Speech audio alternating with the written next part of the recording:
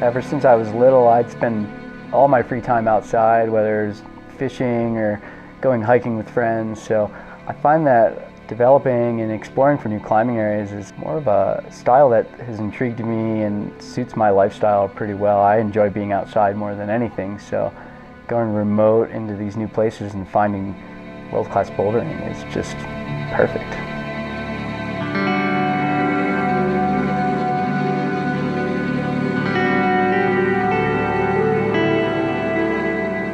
Originally the plan was just to move out west and take a climbing tour. You know, I never intended on really staying, and I loved it so much here that I just couldn't leave. I ended up camping at Pre-Straw for about a month, and actually while I was camping and climbing one day, I got a call from a place I had dropped my resume and got a job at Babbitt's. I've worked there ever since, actually.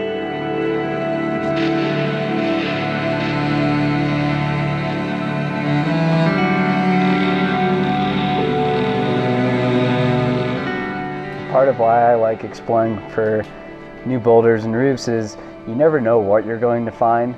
Once you get your gear into the canyon, the next step of cleaning and figuring out what's possible begins, and that's a part of the process I really enjoy the most, is brushing untouched rock, being the first to clean holds and really interpret the rock the way that you see fit. It's sort of an artistic part of climbing that I don't think people get to experience very often.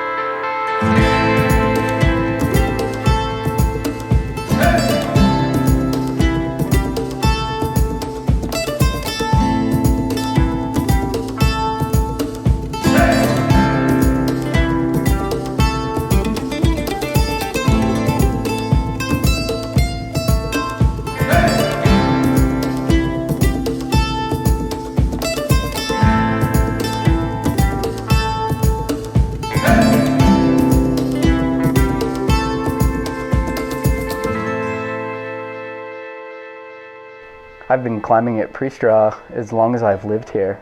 It's a great bouldering area with tons of horizontal limestone roofs. Recently, Timmy Fairfield from Albuquerque, New Mexico came and established one of the hardest problems at the draw called throwback. Classic Pre-Straw style, turn around, go feet first on the ending, and this heinous drop where you can just get thrown onto your neck. Oh. Oh.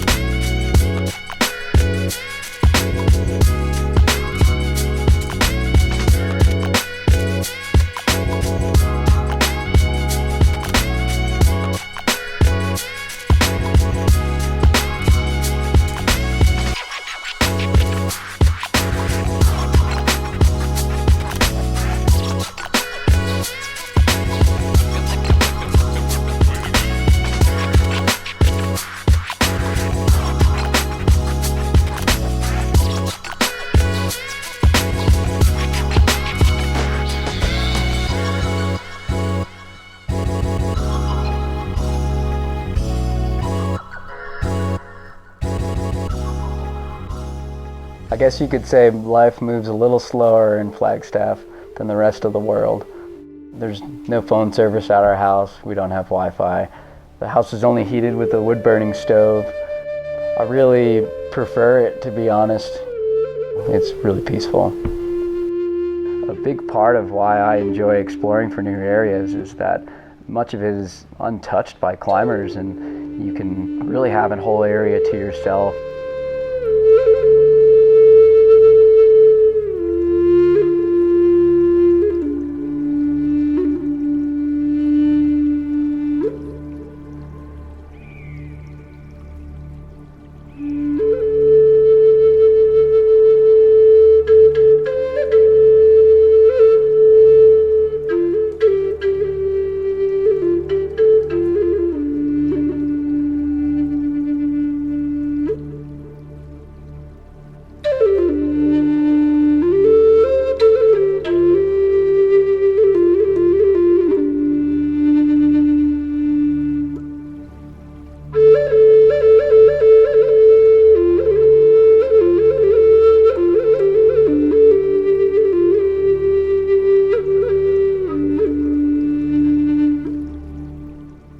Have no expectations upon arrival.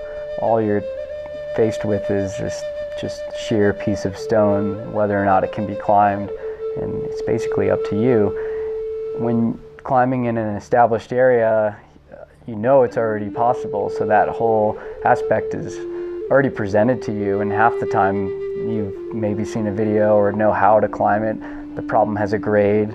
What's nice about coming across new pieces of rock is there are no grades, and we don't know if it's possible. So it's really up to your own interpretation of how to climb it and how hard you're willing to push.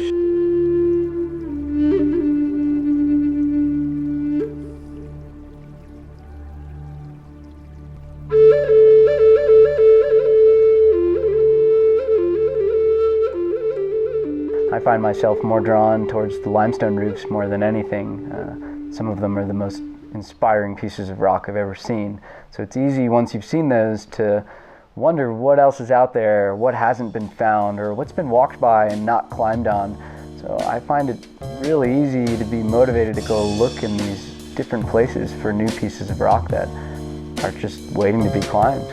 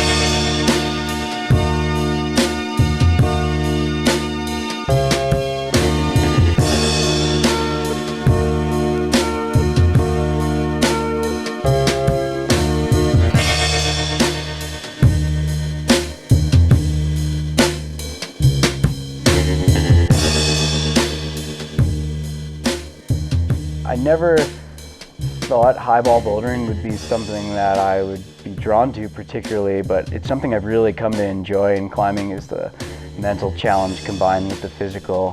One fall could be your last. So I try to take it really seriously and be confident in my abilities, really refine the beta and make sure that I'm dialed when I'm climbing something tall.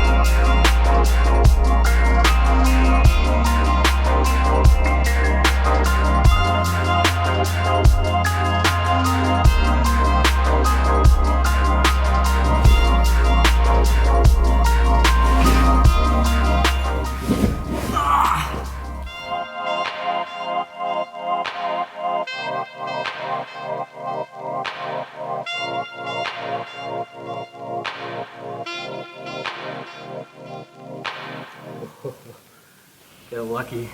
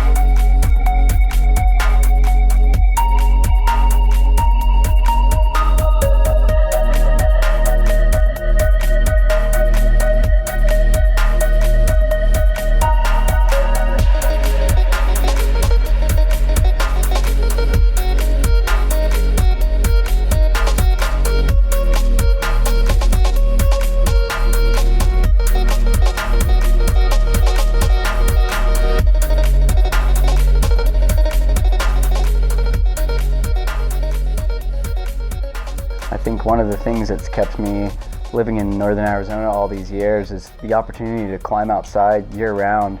You get high elevation bouldering in the summer and fall, and when those areas sort of drift into winter, You can drop elevation, drive an hour away.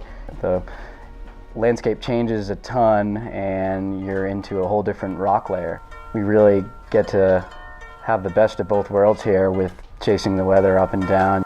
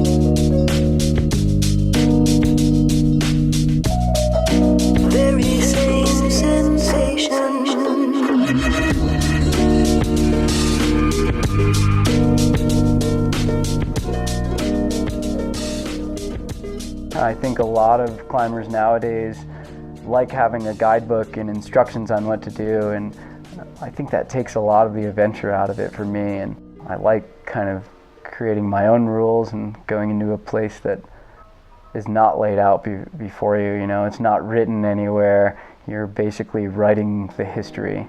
You're creating your own bouldering.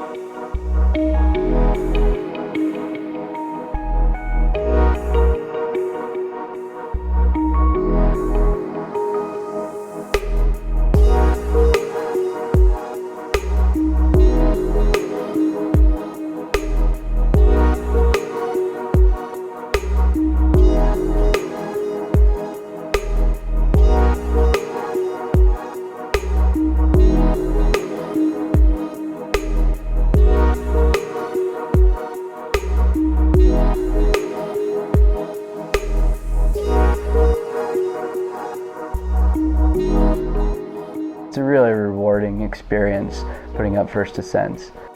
I think there's so much potential left out there for discovery in Arizona that I'll continue to look as long as I live here.